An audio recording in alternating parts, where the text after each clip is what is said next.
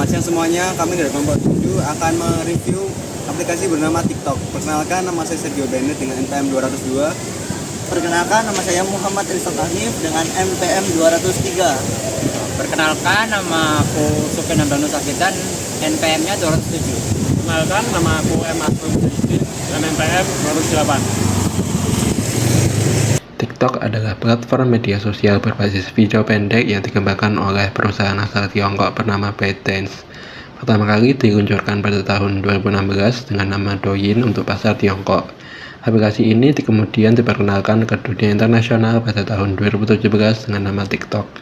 Tujuan utama TikTok adalah memberikan ruang bagi setiap orang untuk mengekspresikan kreativitasnya, menemukan hiburan, serta berbagi momen singkat dalam bentuk video berdurasi pendek. Fitur-fiturnya sangat beragam, misalnya editing video dengan ribuan efek, algoritma for your page atau yang bisa dikenal dengan FYP, live streaming yang memungkinkan interaksi langsung dengan audiens, fitur duet dan stitch yang memudahkan pengguna untuk berkolaborasi atau merespons video orang lain. Dengan kombinasi fitur-fitur ini, TikTok sukses menarik perhatian berbagai kalangan, mulai dari remaja hingga orang dewasa. Awal kemunculan TikTok dipicu perubahan pola konsumsi konten digital. Generasi muda, terutama Gen Z, lebih suka hiburan singkat, cepat, dan mudah diakses lewat smartphone. Perkembangan internet dan tren global seperti musik, tarian, dan lip sync juga mendorong lahirnya platform ini. ByteDance memanfaatkan keunggulan di bidang kecerdasan buatan untuk membuat TikTok mampu merekomendasikan konten sesuai minat pengguna, sehingga lebih personal dan adiktif. Keberhasilan Douyin di TikTok pada 2016 mendorong ByteDance meluncurkan TikTok secara global pada 2017 dengan ambisi menyaingi Facebook, Instagram, dan YouTube. Perjalanan bisnis TikTok dari awal hingga sampai sekarang ini mulanya berawal pada tahun 2016 di mana ByteDance meluncurkan aplikasi bernama Douyin di Tiongkok. Aplikasi ini berfokus pada video pendek berdurasi 15 detik dengan musik yang menarik dan langsung booming di kalangan remaja di sana. Lalu pada tahun 2017, ByteDance mengakuisisi Musical.ly, aplikasi yang populer di Amerika dan Eropa. Setahun setelahnya, tepatnya pada tahun 2018, pengguna Musical.ly digabung dengan Douyin dan lahirlah aplikasi global yang sekarang kita kenal sebagai TikTok.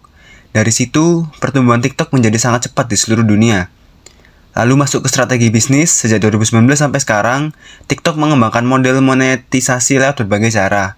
Misalnya dari iklan, kemitraan merek, TikTok Shop, dan e-commerce, bahkan sampai koin dan hadiah. Aplikasi TikTok pertama kali dikembangkan oleh Zhang Yimin, seorang pengusaha internet berbangsaan Cina yang lahir pada 1 April 1983. Zhang Yimin merupakan lulusan Universitas Nankai pada jurusan Software Engineering. Kiprahnya dalam mengembangkan TikTok dimulai dari pendirikan perusahaan teknologi yang bernama ByteDance pada Maret 2012. Pengembangan TikTok sendiri dimulai pada September 2016. Saat itu, TikTok masih bernama Douyin dan saat itu aplikasi ini masih digunakan di China saja. Setahun berselang, ByteDance pun mengakuisisi aplikasi Musical.ly yang saat itu juga sedang naik daun pada akhir tahun 2017. Dilansir Dexerto, TikTok dan Musical secara resmi digabung, tepatnya pada 2 Agustus 2018. Perburuan ini pun menciptakan sebuah aplikasi dengan komunitas yang lebih besar dari sebelumnya. Setelah sukses mengakuisisi Musical, TikTok pun mengalami perkembangan yang cukup pesat. Kala itu, Douyin berhasil menggait 100 juta pengguna dan 1 miliar tayangan setiap harinya. Dari situ, popularitas Douyin semakin meluas, hingga ke pasar luar negeri. Berdasarkan hasil riset lembaga Sensor Tower, TikTok menempati urutan pertama dalam daftar aplikasi non-game yang paling banyak diunduh di dunia pada kuartal ketiga tahun 2021. Saat itu, TikTok menggeser kedudukan aplikasi besar lain seperti Facebook, WhatsApp, dan Instagram. Rupanya, prestasi TikTok kala itu juga berbanding lurus dengan keuntungan yang diraihnya. TikTok berhasil menjadi perusahaan dengan pendapatan tertinggi di dunia. Laporan Sensor Tower menunjukkan pendapatan bruto TikTok per Februari 2021 mencapai 110 juta dolar Amerika. Pendapatan tersebut meningkat 1,9 kali lipat dibanding sebelum-sebelumnya. Cara TikTok mendapatkan labanya yaitu ada 3 cara. Yang pertama, iklan berbayar. Jadi setiap iklan yang muncul saat kita scroll TikTok itu adalah salah satu cara TikTok mendapatkan labanya. Lalu yang kedua, e-commerce. Jadi e-commerce ini TikTok mendapatkan laba dari 2 cara, yaitu TikTok Shop yang pertama. Jadi fitur ini memungkinkan pengguna untuk membeli produk langsung dari dalam aplikasi. Lalu yang kedua, live shopping. Kreator dan merek atau merek dapat mengatakan secara langsung, secara live untuk mempromosikan dan menjual produk mereka. Lalu yang ketiga, ini koin dan hadiah virtual.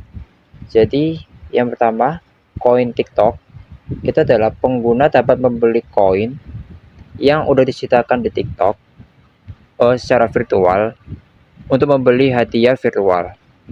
Lalu yang kedua, hadiah virtual atau gift.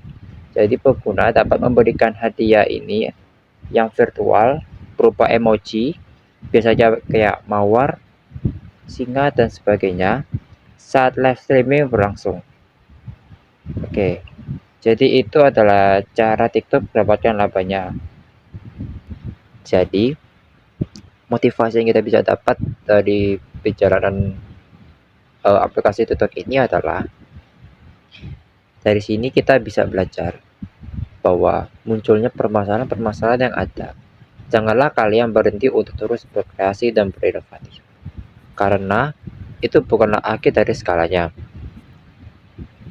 Lalu pentingnya juga menghadapi suatu tantangan dan terus beradaptasi dengan perkembangan teknologi dari zaman ke zaman, agar selain kita bisa bermanfaat bagi pengguna, juga bisa untuk menyenangkan sang user atau yang memakai aplikasi kita. Perjalanan TikTok adalah sebuah aplikasi kecil bernama Douyin hingga menjadi fenomena global, memberikan banyak pelajaran berharga. Kita belajar tentang pentingnya inovasi, keberanian menghadapi tantangan, serta kemampuan beradaptasi dengan kebutuhan pengguna.